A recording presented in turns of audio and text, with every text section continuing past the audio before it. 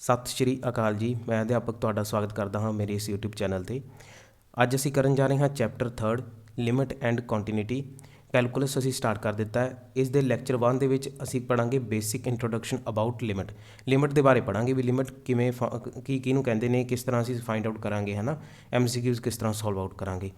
ਜਦੋਂ ਅਸੀਂ ਇਹ ਪੂਰਾ ਚੈਪਟਰ ਕਰਾਂਗੇ ਤਾਂ ਸਾਡਾ ਟਾਰਗੇਟ ਰਹੇਗਾ ਕਿ ਅਸੀਂ 60 ਤੋਂ 70% ਜਿਹੜੇ ਨੇ MCQs ਕਰਨੇ ਨੇ। MCQs ਦੀ ਹੈਲਪ ਦੇ ਨਾਲ ਅਸੀਂ ਸਮਝਾਂਗੇ ਪੂਰੇ ਦੇ ਪੂਰੇ ਚੈਪਟਰ ਨੂੰ, ਅਤੇ ਅਸੀਂ ਜਿਹੜਾ 30 ਤੋਂ 40% ਜਿਹੜੀ ਹੈ ਥਿਊਰੀ ਪੜ੍ਹਾਂਗੇ, ਕਿਉਂਕਿ ਰਜੇ ਚੈਪਟਰ ਦੇ ਵਿੱਚ ਨਾ ਜ਼ਿਆਦਾਤਰ ਪ੍ਰੋਪਰਟੀਜ਼ ਨੇ, ਰੂਲਸ ਨੇ ਅਤੇ ਥਿਊਰਮਸ ਨੇ, ਹੈ ਨਾ। ਉਹਨਾਂ ਦੀ ਹੈਲਪ ਦੇ ਨਾਲ ਅਸੀਂ ਸਾਰਾ ਚੈਪਟਰ ਕਰਾਂਗੇ, ਲੇਕਿਨ MCQs ਦੇ ਉੱਪਰ ਉਹਨੂੰ ਅਪਲਾਈ ਕਿਵੇਂ ਕਰਨਾ ਹੈ ਉਹ ਜ਼ਿਆਦਾ ਇੰਪੋਰਟੈਂਟ ਰਹੂਗਾ। ਬਹੁਤ ਇੰਪੋਰਟੈਂਟ ਆਪਣਾ ਚੈਪਟਰ ਬਣ ਜਾਂਦਾ ਹੈ ਲਿਮਿਟ ਐਂਡ ਕੰਟੀਨਿਊਟੀ। ਕੈਲਕੂਲਸ ਦਾ ਮੋਸਟ ਇੰਪੋਰਟੈਂਟ ਪਾਰਟ ਹੈ, ਬੇਸਿਕਸ ਹੈ।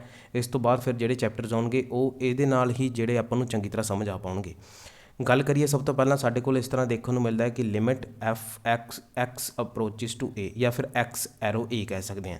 ਇੱਥੇ x ਐਰੋ a ਦਾ ਕੀ ਮਤਲਬ ਹੈ? ਇਸ ਦਾ ਮਤਲਬ ਹੈ ਜਿਹੜਾ x ਹੈ ਉਹ a ਦੇ ਵੱਲ ਵੱਧ ਰਿਹਾ। ਆਪਾਂ ਅਗਰ ਗੱਲ ਕਰੀਏ ਇੱਕ ਆਮ ਐਗਜ਼ਾਮਪਲ ਦੀ, ਤਾਂ ਸਪੋਜ਼ ਅਸੀਂ ਕਿਸੇ ਕਾਰ ਦੇ ਵਿੱਚ ਬੈਠੇ ਹਾਂ ਅਤੇ ਟਰੈਵਲ ਕਰ ਰਹੇ ਹਾਂ, ਅਤੇ ਅਸੀਂ ਦੇਖਿਆ ਵੀ ਸਾਹਮਣੇ ਕਾਫੀ ਜ਼ਿਆਦਾ ਪਹਾੜ ਨੇ ਅਤੇ ਅਸੀਂ ਕਿਹਾ ਵੀ ਗੱਡੀ ਜਿਹੜੀ ਹੈ ਸਾਡੀ ਉਹ ਮੰਨ ਲਓ 30 ਤੋਂ 40 ਕਿਲੋਮੀਟਰ ਪਰ ਆਵਰ ਦੀ ਸਪੀਡ ਦੇ ਨਾਲ ਚੱਲ ਰਹੀ ਹੈ। ਅਤੇ ਅਸੀਂ ਗੱਲ ਕਰ ਰਹੇ ਹਾਂ ਆਪਸ ਦੇ ਵਿੱਚ, 2-3 ਜਾਣੇ ਬੈਠੇ ਹੋਏ ਹਾਂ, ਅਤੇ ਅਸੀਂ ਕਿਹਾ ਵੀ ਹੁਣ ਜਿਹੜੀ ਸਾਡੀ ਕਾਰ ਹੈ ਉਹ ਬਹੁਤ ਜਲਦੀ ਹੀ ਜਿਹੜੀ ਪਹਾੜ ਦੇ ਨੇੜੇ ਪਹੁੰਚ ਜਾਵੇਗੀ, ਅਸੀਂ ਬਹੁਤ ਜਲਦੀ ਜਿਹੜਾ ਰਾਸਤਾ ਕਵਰ ਕਰ ਲਾਂਗੇ। ਲੇਕਿਨ 1 ਘੰਟਾ ਬੀਤ ਗਿਆ, 2 ਘੰਟੇ ਬੀਤ ਗਏ, ਪਹਾੜ ਹਜੇ ਉਹਦੇ ਤੱਕ ਅਸੀਂ ਪਹੁੰਚੇ ਵੀ ਨਹੀਂ। ਤਾਂ ਇਹ ਹੁੰਦਾ ਹੈ ਕਿ ਸਾਨੂੰ ਲੱਗ ਰਿਹਾ ਹੁੰਦਾ ਕਿ ਅਸੀਂ ਅੱਗੇ ਵੱਧ ਰਹੇ ਹਾਂ, ਵੀ ਅਸੀਂ ਨੇੜੇ ਜਾ ਰਹੇ ਹਾਂ, ਲੇਕਿਨ ਅਸੀਂ ਉਸ ਚੀਜ਼ ਤੱਕ ਪਹੁੰਚ ਨਹੀਂ ਪਾਉਂਦੇ ਜਾਂ ਕਦੇ ਵੀ ਨਹੀਂ ਪਹੁੰਚ ਸਕਦੇ।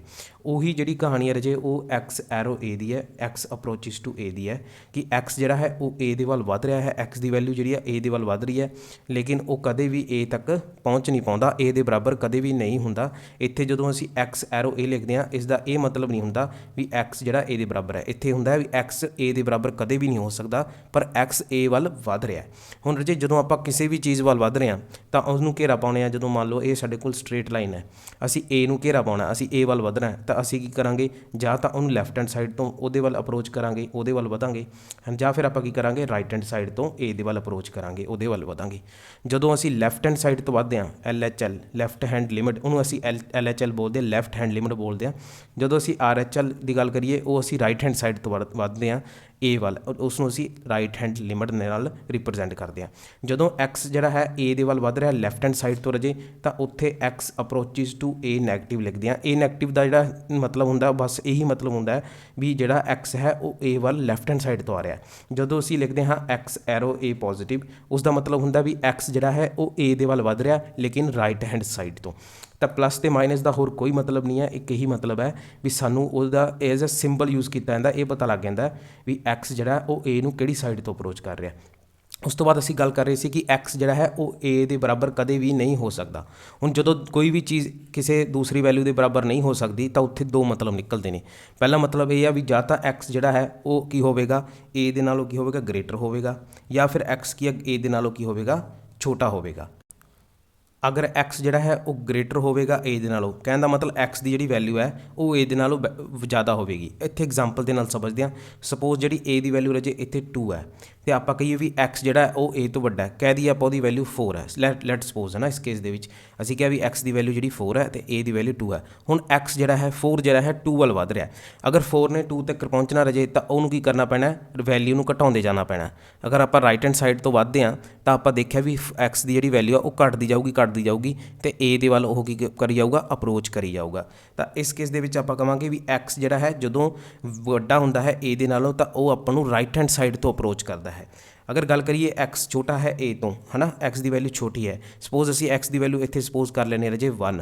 ਜਦੋਂ 1 ਅਪਰੋਚ ਕਰੂਗਾ 2 ਨੂੰ ਤਾਂ ਉਹਦੀ ਵੈਲਿਊ ਜਿਹੜੀ ਆ ਵਧਣੀ ਪਊਗੀ। ਇੱਥੇ 1 ਪੁਆਇੰਟ ਕੁਛ ਹੋਊਗੀ, 1 ਪੁਆਇੰਟ ਕੁਛ, 1.1, 1.2, 1.3, 1.4, ਇੱਦਾਂ ਕਰਦੇ 1.8, 1.81, 1.82, ਇੱਦਾਂ ਵੈਲਿਊ ਜਿਹੜੀਆਂ ਵੱਧਦੀਆਂ ਜਾਣਗੀਆਂ, ਲੇਕਿਨ ਉਹ ਕਦੇ ਵੀ 2 ਦੇ ਬਰਾਬਰ ਨਹੀਂ ਹੋ ਸਕਦਾ। ਇਹ ਅਸੀਂ ਆਲਰੇਡੀ ਡਿਸਕਸ ਕੀਤਾ।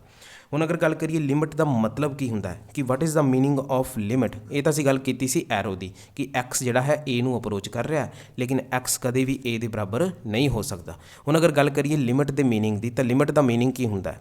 ਤਾਂ ਇੱਥੇ ਅਸੀਂ ਹੈਡਿੰਗ ਪਾ ਲੈਂਦੇ ਹਾਂ ਲਿਮਿਟ ਜਿਹੜਾ ਹੈ, ਮੀਨਿੰਗ ਆਫ ਲਿਮਿਟ, ਕਿ ਮੀਨਿੰਗ ਕੀ ਹੈ ਲਿਮਿਟ ਦਾ, ਹੈ ਨਾ ਜੀ। ਅਸੀਂ ਕਹਿੰਦੇ ਹਾਂ ਵੀ limit x tends to a F of X. ਇੱਥੇ ਅਸੀਂ ਐਫ ਆਫ ਐਕਸ ਜਿਹੜਾ ਹੈ ਉਹਨੂੰ ਰਿਪਰੈਜ਼ੈਂਟ ਕੀਤਾ ਜਾਂਦਾ ਹੈ ਫੰਕਸ਼ਨ ਨੂੰ ਅਸੀਂ ਐਫ ਆਫ ਐਕਸ ਨਾਲ ਰਿਪਰੈਜ਼ੈਂਟ ਕਰਦੇ ਹਾਂ, ਜਾਂ ਫਿਰ ਰਾਜੇ ਅਸੀਂ ਕੀ ਕਰਦੇ ਹਾਂ, ਐਫ ਆਫ ਐਕਸ ਲਿਖਣ ਦੀ ਬਜਾਏ ਤੇ ਵਾਈ ਵੀ ਲਿਖ ਦਿੰਦੇ ਹਾਂ। ਵਾਈ ਦਾ ਕੀ ਮਤਲਬ ਹੈ, ਵਾਈ ਹੈ ਆਪਣੇ ਕੋਲ ਫੰਕਸ਼ਨ ਜਿਸ ਦੀ ਵੈਲਿਊ ਐਕਸ 'ਤੇ ਡਿਪੈਂਡ ਕਰਦੀ ਹੈ। ਤਾਂ ਵਾਈ ਜਿਹੜਾ ਹੈ ਟੋਟਲੀ ਡਿਪੈਂਡ ਕਰਦਾ ਹੈ ਐਕਸ 'ਤੇ। ਇੱਕ ਐਗਜ਼ਾਮਪਲ ਲੈਣੇ ਇੱਥੇ, ਸਪੋਜ਼ ਸਾਡੇ ਕੋਲ light limit X tends to, ਸਾਨੂੰ ਦੇ ਰੱਖਿਆ ਰਾਜੇ 2 ਐਫ ਆਫ ਐਕਸ, ਇਹ ਦੇ ਰੱਖਿਆ। ਅਤੇ ਜਿਹੜਾ ਫੰਕਸ਼ਨ ਸਾਨੂੰ ਗਿਵਨ ਹੈ, ਲੈਟ ਫੰਕਸ਼ਨ ਜਿਹੜਾ ਸਾਨੂੰ ਗਿਵਨ ਹੈ ਉਹ ਬਰਾਬਰ ਆ ਰਾਜੇ ਐਕਸ ਸਕੇਅਰ ਦੇ। ਤਾਂ ਆਪਾਂ ਸਭ ਤੋਂ ਪਹਿਲਾਂ ਕੀ ਕਰਾਂਗੇ, ਫੰਕਸ਼ਨ ਦੀ ਜਿਹੜੀ ਵੈਲਿਊ ਹੈ ਐਫ ਐਕਸ ਦੀ ਉਹ ਸਬਸਟੀਟਿਊਟ ਕਰ ਦਾਂਗੇ, ਹੈ ਨਾ। ਤਾਂ ਆਪਣੇ ਕੋਲ ਕਿੰਨਾ ਆ ਜਾਊਗਾ, ਆਪਣੇ ਕੋਲ ਆ ਜਾਊ limit X tends to 0 X tends to 2 X square. ਹੁਣ ਇੱਥੇ ਰਾਜੇ ਐਕਸ ਜਿਹੜਾ ਹੈ ਉਹ 2 ਨੂੰ ਅਪਰੋਚ ਕਰ ਰਿਹਾ, 2 ਦੇ ਵੱਲ ਵੱਧ ਰਿਹਾ ਹੈ ਨਾ ਜੀ। ਹੁਣ ਲੈਟ ਮੈਂ ਸਪੋਜ਼ ਜਿਹੜੀ ਹੈ ਵੈਲਿਊ, ਹੁਣ ਐਕਸ 2 ਦੇ ਵੱਲ ਵੱਧ ਰਿਹਾ ਹੈਗਾ, ਹੈ ਨਾ। ਅਤੇ ਮੈਂ ਕੀ ਕਰੂੰਗਾ, ਸਭ ਤੋਂ ਪਹਿਲਾਂ ਲੈਫਟ ਹੈਂਡ ਲਿਮਿਟ ਚੈੱਕ ਕਰੂੰਗਾ ਕਿ ਖੱਬੇ ਪਾਸੇ ਤੋਂ ਐਕਸ ਦੀ ਵੈਲਿਊ ਜਿਹੜੀ ਹੈ ਉਹ 2 ਦੇ ਵੱਲ ਵੱਧ ਰਹੀ ਹੈ। ਤਾਂ ਮੈਂ ਕੀ ਕਰੂੰ, ਐਕਸ ਨੂੰ ਜਿਹੜਾ ਹੈ ਸਪੋਜ਼ ਕਰ ਲੂੰਗਾ -1, ਕਿਉਂਕਿ ਜਦੋਂ ਅਸੀਂ ਲੈਫਟ ਹੈਂਡ ਲਿਮਿਟ ਦੀ ਗੱਲ ਕਰਦੇ ਹਾਂ ਤਾਂ ਜਿਹੜੀ ਐਕਸ ਦੀ ਵੈਲਿਊ ਹੁੰਦੀ ਹੈ ਉਹ ਛੋਟੀ ਲੈਣੀ ਹੁੰਦੀ ਹੈ a ਤੋਂ। ਅਤੇ ਆਪਣੇ ਕੋਲ a ਕਿੰਨਾ ਦੇ ਰੱਖਿਆ, 2 ਦੇ ਬਰਾਬਰ ਦੇ ਰੱਖਿਆ, ਹੈ ਨਾ। ਇਹ ਆਪਣੇ ਕੋਲ ਕਿੰਨਾ ਦੇ ਰੱਖਿਆ, 2 ਦੇ ਬਰਾਬਰ। ਹੁਣ ਅਸੀਂ ਕੀ ਕਰ ਰਹੇ ਹਾਂ, ਐਕਸ ਨੂੰ ਜਿਹੜਾ ਲੈਫਟ ਹੈਂਡ ਸਾਈਡ ਤੋਂ ਅਪਰੋਚ ਕਰਾ ਰਿਹਾ 2 ਦੇ ਵੱਲ। ਤਾਂ ਮੈਂ ਸਭ ਤੋਂ ਪਹਿਲਾਂ ਐਕਸ ਦੀ ਵੈਲਿਊ ਕਿੰਨੀ ਸਪੋਜ਼ ਕਰ ਲਈ, -1 ਸਪੋਜ਼ ਕਰ ਲਈ। ਜਦੋਂ -1 ਸਪੋਜ਼ ਕੀਤੀ ਵੈਲਿਊ ਤਾਂ ਵਾਈ ਆਪਣੇ ਕੋਲ ਕਿੰਨਾ ਆ ਜਾਊਗਾ, ਉਹ ਆ ਜਾਊ ਐਕਸ ਸਕੇਅਰ ਦੇ ਇਕੁਅਲ ਦੇ ਰੱਖਿਆ, ਕਿਉਂਕਿ ਫੰਕਸ਼ਨ ਆਪਾਂ ਨੂੰ ਕਿੰਨਾ ਦੇ ਰੱਖਿਆ, ਐਕਸ ਸਕੇਅਰ ਦੇ ਇਕੁਅਲ ਦੇ ਰੱਖਿਆ। ਤਾਂ ਇਹ ਕਿੰਨਾ ਆ ਜਾਊ, 1 ਆ ਜਾਊ। ਜਦੋਂ ਅਸੀਂ ਐਕਸ ਦੀ ਵੈਲਿਊ ਜਿਹੜੀ ਹੈ ਰਾਜੇ 0 ਪੁੱਟ ਕਰਤੀ ਤਾਂ ਵਾਈ ਦੀ ਵੈਲਿਊ ਕਿੰਨੀ ਆ ਜਾਊ, 0 ਆ ਜਾਊ। ਤਾਂ ਤੁਸੀਂ ਦੇਖ ਰਹੇ ਹੋ ਐਕਸ ਦੀ ਵੈਲਿਊ ਚੇਂਜ ਕਰਨ ਦੇ ਨਾਲ ਵਾਈ ਦੀ ਵੈਲਿਊ ਵੀ ਚੇਂਜ ਹੋ ਰਹੀ ਹੈ। ਮੇਰਾ ਇਹ ਦੱਸਣ ਦਾ ਮਤਲਬ ਸੀ, ਕਹਿਣ ਦਾ ਮਤਲਬ ਹੈ ਜੀ ਜਿਹੜਾ y ਹੈ ਉਹ x ਤੇ ਡਿਪੈਂਡ ਕਰਦਾ ਹੈ। y ਇੱਕ ਫੰਕਸ਼ਨ ਹੈ ਜਿਹੜਾ x ਤੇ ਡਿਪੈਂਡ ਕਰਦਾ, ਜਿਹਨੂੰ ਅਸੀਂ f ਆਫ x ਵੀ ਲਿਖ ਲੈਂਦੇ ਹਾਂ।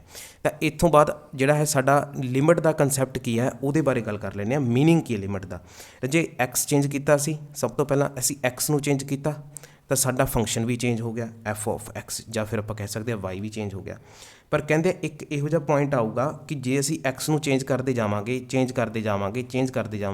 ਇੱਕ ਇਹੋ ਜਿਹਾ ਪੁਆਇੰਟ ਆ ਜਾਊਗਾ ਜਿੱਥੋਂ ਬਾਅਦ ਜਿਹੜਾ ਹੈ ਫੰਕਸ਼ਨ ਜਿਹੜਾ ਉਹਦੀ ਵੈਲਿਊ ਚੇਂਜ ਹੋਣੀ ਬਹੁਤ ਹੀ ਘੱਟ ਜਾਏਗੀ। ਅਸੀਂ ਇਹ ਕਹਿ ਸਕਦੇ ਹਾਂ ਵੀ ਉੱਥੇ ਇਨਸਿਗਨੀਫੀਕੈਂਟ ਜਿਹੜਾ ਇਫੈਕਟ ਸਾਨੂੰ ਦੇਖਣ ਨੂੰ ਨਜ਼ਰ ਆਵੇਗਾ।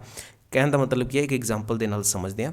ਸਪੋਜ਼ ਤੁਸੀਂ ਦੁਕਾਨਦਾਰ ਦੇ ਗਏ, ਤੁਸੀਂ ਉਹਨੂੰ ਕਿਹਾ ਵੀ ਮੈਨੂੰ ਜਿਹੜਾ ਹੈ 1 ਕਿਲੋ ਐਪਲ ਤੋਲ ਦੇ, 1 ਕਿਲੋ ਸੇਬ ਤੋਲ ਦੇ, ਠੀਕ ਹੈ ਜੀ। ਉਹਨੇ ਕੀ ਕੀਤਾ, ਸੇਬ ਤੋਲੇ ਕੰਡੇ 'ਤੇ ਰੱਖਿਆ, ਡਿਜੀਟਲ ਕੰਡੇ ਆ, ਉੱਥੇ ਆ ਗਿਆ ਜੀ 1.02 ਆ ਗਿਆ ਸਪੋਜ਼, ਹੈ ਨਾ।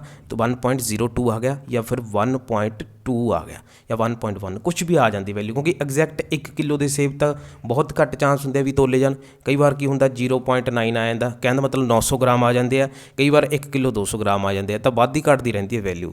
ਸਪੋਜ਼ ਉੱਥੇ 1.2 ਆ ਗਿਆ, ਮਤਲਬ 1 ਕਿਲੋ 200 ਗ੍ਰਾਮ ਬਣ ਗਿਆ। ਹੁਣ ਜਦੋਂ ਦੁਕਾਨਦਾਰ ਇੱਕ ਸੇਬ ਕੱਢ ਦਿੰਦਾ ਸੀ ਉੱਥੇ 0.900 ਆ ਜਾਂਦਾ ਸੀ, ਤਾਂ ਘੱਟ ਜਾਂਦੀ ਸੀ। ਆਪਾਂ ਨੂੰ ਕਿੰਨੇ ਚਾਹੀਦੇ ਸੀ, 1 ਕਿਲੋ। ਲੇਕਿਨ ਜਦੋਂ ਦੁਕਾਨਦਾਰ ਸੇਬ ਪਾਇਆ ਕਰੇ ਉਹ 1.2 ਬਣ ਜੇ, ਕਦੇ 1.1 ਬਣ ਜੇ, ਪਰ ਪੂਰਾ 1 ਕਿਲੋ ਨਾ ਬਣੇ। ਫਿਰ ਉਹ ਦੁਕਾਨਦਾਰ ਨੇ ਕੀ ਕੀਤਾ, ਕਹਿੰਦਾ ਯਾਰ ਐਂ ਤਾਂ ਮੱਥਾ ਮਾਰੀ ਗਿਆ, ਤਾਂ ਬਾਕੀ ਗਾਹਕ ਜਿਹੜੇ ਮੇਰੇ ਉਹ ਰੁੱਸ ਜਾਣਗੇ ਵੀ ਤੁਸੀਂ ਤਾਂ ਸਰ ਟਾਈਮ ਹੀ ਬਹੁਤ ਲਾਤਾ। ਤਾਂ ਉਹਨੇ ਕੀ ਕੀਤਾ, 1.2 ਕਿਲੋ ਹੀ ਦੇਤੇ ਮੈਨੂੰ ਉਸੇ ਰੇਟ 'ਤੇ। ਸਪੋਜ਼ 1 ਕਿਲੋ ਜਿਹੜੇ ਆ 100 ਰੁਪਏ ਦੇ ਆ, ਤਾਂ ਮੈਨੂੰ ਤਾਂ ਉਹਨੇ 100 ਰੁਪਏ ਲੈ ਲਏ। ਹੁਣ ਇੱਥੇ ਉਹਨੇ ਕੀ ਕੀਤਾ, 200 ਗ੍ਰਾਮ ਨੂੰ ਕੀ ਕਰ ਦਿੱਤਾ, ਇਗਨੋਰ ਕਰ ਦਿੱਤਾ। ਉਹਨੇ ਇਗਨੋਰ ਕਰਤਾ ਵੀ ਚਲੋ ਛੱਡੋ। ਤੁਸੀਂ ਸਪੋਜ਼ ਜਿਹੜਾ ਹੈ ਸੁਨਿਆਰੇ ਕੋਲ ਗਏ, ਸੋਨਾ ਖਰੀਦਣ ਲਈ ਗਏ, ਤੁਸੀਂ ਕਿਹਾ ਵੀ ਅਸੀਂ ਇੰਨਾ ਸੋਨਾ ਖਰੀਦਣਾ, ਅਸੀਂ ਮੰਨ ਲਓ ਉੱਥੇ ਜਾ ਕੇ ਖਰੀਦਣ ਲੱਗ ਗਏ, 5 ਗ੍ਰਾਮ ਤੁਸੀਂ ਸੋਨਾ ਲੈ ਲਿਆ ਕਿ 5 ਗ੍ਰਾਮ ਸੋਨਾ ਚਾਹੀਦਾ ਸਾਨੂੰ, 5 ਗ੍ਰਾਮ ਦੀ ਜਿਹੜੀ ਅਸੀਂ ਇਹ ਜਵੈਲਰੀ ਬਣਾਉਣੀ ਹੈਗੀ, ਹੈ ਨਾ, 1 ਤੋਲੇ ਦੀ ਬਣਾਉਣੀ ਹੈ, 10 ਗ੍ਰਾਮ ਦੀ ਬਣਾਉਣੀ ਹੈ, ਹੈ ਨਾ, ਇੱਦਾਂ ਤੁਸੀਂ ਕਿਹਾ। ਹੁਣ ਜੇ ਤੁਸੀਂ ਉੱਥੇ ਜਾਓਗੇ ਤਾਂ 5.2 ਹੋ ਜੇ, ਮਤਲਬ 5.2 ਮਤਲਬ 5 ਗ੍ਰਾਮ ਅਤੇ 200 ਮਿਲੀਗ੍ਰਾਮ, ਠੀਕ ਹੈ ਜੀ। ਜੇਕਰ ਇੱਦਾਂ ਹੋ ਜੇ ਤਾਂ ਤੁਹਾਨੂੰ ਲੱਗਦਾ ਵੀ ਉਹ 200 ਮਿਲੀਗ੍ਰਾਮ ਦੇ ਪੈਸੇ ਤੁਹਾਨੂੰ ਛੱਡ ਦੂਗਾ, ਨਹੀਂ ਛੱਡੂਗਾ, ਕਿਉਂਕਿ ਉੱਥੇ ਜਿਹੜਾ 200 ਮਿਲੀਗ੍ਰਾਮ ਬਹੁਤ ਸਿਗਨੀਫੀਕੈਂਟ ਵੈਲਿਊ ਹੋ ਜਾਂਦੀ ਹੈ, ਬਹੁਤ ਜ਼ਿਆਦਾ ਪੈਸੇ ਬਣ ਜਾਂਦੇ ਨੇ ਐਜ਼ ਕੰਪੈਰੀਜ਼ਨ ਟੂ ਜਿਹੜੇ ਅਸੀਂ ਸੇਬ ਦੀ ਐਗਜ਼ਾਮਪਲ ਲਿੱਤੀ। ਹੁਣ 200 ਗ੍ਰਾਮ ਸੇਬ ਦੇ ਉੱਤੇ ਤਾਂ ਕੋਈ ਰੁਪਈਆ ਨਹੀਂ ਬਣ ਰਿਹਾ, 4 ਰੁਪਏ ਬਣ ਜਾਣਗੇ, 5 ਰੁਪਏ ਬਣ ਜਾਣਗੇ, ਤਾਂ ਉਹ ਦੁਕਾਨਦਾਰ ਨੇ ਇਸ ਲਈ ਇਗਨੋਰ ਕਰ ਦਿੱਤਾ ਸੀ। ਲੇਕਿਨ ਮਿਲੀਗ੍ਰਾਮ ਦੇ ਵਿੱਚ ਵੀ ਅਗਰ ਅਸੀਂ ਗੱਲ ਕਰੀਏ ਗੋਲਡ ਦੀ, ਤਾਂ ਗੋਲਡ ਦੇ ਵਿੱਚ ਮਿਲੀਗ੍ਰਾਮ ਦੇ ਵਿੱਚ ਵੀ ਕਾਫੀ ਪੈਸੇ ਜਿਹੜੇ ਬਣ ਜਾਂਦੇ ਨੇ। ਇਸੇ ਕਰਕੇ ਜਿਹੜਾ ਸੁਨਿਆਰਾ ਹੈ ਉਹ ਮਿਲੀਗ੍ਰਾਮ ਨੂੰ ਵੀ ਤੋਲਦਾ। ਤਾਂ ਕਹਿਣ ਦਾ ਮਤਲਬ ਹੈ ਜੀ ਸਿਗਨੀਫੀਕੈਂਟ ਅਤੇ ਇਨਸਿਗਨੀਫੀਕੈਂਟ, ਮਤਲਬ ਜਿਹੜੀ ਚੀਜ਼ ਦਾ ਸਾਡੇ ਉੱਪਰ ਇਫੈਕਟ ਹੁੰਦਾ, ਜਿਹੜੀ ਚੀਜ਼ ਦਾ ਇਫੈਕਟ ਨਹੀਂ ਹੁੰਦਾ। ਇਸ ਦੇ ਬਾਰੇ ਗੱਲ ਕਰ ਰਹੇ ਹਾਂ ਕਿ ਇੱਕ ਪੁਆਇੰਟ ਇਹੋ ਜਿਹਾ ਆਊਗਾ, ਲਿਮਿਟ ਨੂੰ ਜਿਹੜਾ ਹੈ ਕੋਈ ਇਫੈਕਟ ਨਹੀਂ ਪਊਗਾ, ਐਕਸ ਨੂੰ ਚੇਂਜ ਕਰੀ ਜਾਵਾਂਗੇ ਪਰ ਜਿਹੜਾ ਫੰਕਸ਼ਨ ਹੈ ਉਹਦੇ ਉੱਪਰ ਸਾਡਾ ਕੋਈ ਵੀ ਇਫੈਕਟ ਨਹੀਂ ਪਊਗਾ। ਪਰ ਇੱਥੇ ਇੱਕ ਗੱਲ ਆਉਂਦੀ ਹੈ ਵੀ ਜਿਹੜਾ ਫੰਕਸ਼ਨ ਹੈ ਐਫ ਐਕਸ ਹੈ ਉਹ ਵਾਈ ਦੇ ਬਰਾਬਰ ਹੈ ਨਾ, ਅਤੇ ਐਕਸ ਜਦੋਂ ਅਸੀਂ ਬਦਲਦੇ ਹਾਂ, ਤਾਂ ਸਾਡਾ ਫੰਕਸ਼ਨ ਬਦਲਦਾ, ਕਹਿਣ ਦਾ ਮਤਲਬ ਵਾਈ ਸਾਡਾ ਚੇਂਜ ਹੁੰਦਾ ਗਾ। ਪਰ ਜਦੋਂ ਅਸੀਂ x ਨੂੰ ਚੇਂਜ ਕਰਦੇ ਜਾਵਾਂਗੇ ਤਾਂ ਇੱਕ ਪੁਆਇੰਟ ਇਹੋ ਜਿਹਾ ਆਊਗਾ ਜਿੱਥੇ ਜਾ ਕੇ ਫੰਕਸ਼ਨ ਦੇ ਉੱਪਰ ਕੋਈ ਇਫੈਕਟ ਜਿਹੜਾ ਨਹੀਂ ਦੇਖਣ ਨੂੰ ਮਿਲੂਗਾ। ਅਸੀਂ ਕੀ ਕਹਿ ਦਿੰਦੇ ਹਾਂ, ਇਨਸਿਗਨੀਫੀਕੈਂਟ ਜਿਹੜਾ ਹੈ ਆਪਣੇ ਕੋਲ ਮੈਜ਼ਰਮੈਂਟ ਆ ਜਾਂਦੀ ਹੈ ਇਫੈਕਟ ਦੀ। ਕਹਿਣ ਦਾ ਮਤਲਬ ਬਹੁਤ ਘੱਟ ਪ੍ਰਭਾਵ ਪੈਂਦਾ ਹੈ ਫੰਕਸ਼ਨ ਦੇ ਉੱਪਰ x ਦੀ ਵੈਲਿਊ ਚੇਂਜ ਕਰਨ ਦਾ। ਹੁਣ ਰਾਜੇ ਇਹਨੂੰ ਅਗਰ ਸਮਝਣਾ ਹੋਵੇ ਤਾਂ ਸਪੋਜ਼ ਆਪਣੇ ਕੋਲ ਨੰਬਰ ਲਾਈਨ ਸੀਗੀ, ਅਸੀਂ ਇਸ ਨੰਬਰ ਲਾਈਨ 'ਤੇ ਕਿਹਾ ਸੀ ਵੀ x ਜਿਹੜਾ ਅਪਰੋਚ ਕਰ ਰਿਹਾ a ਨੂੰ, ਹੈ ਨਾ।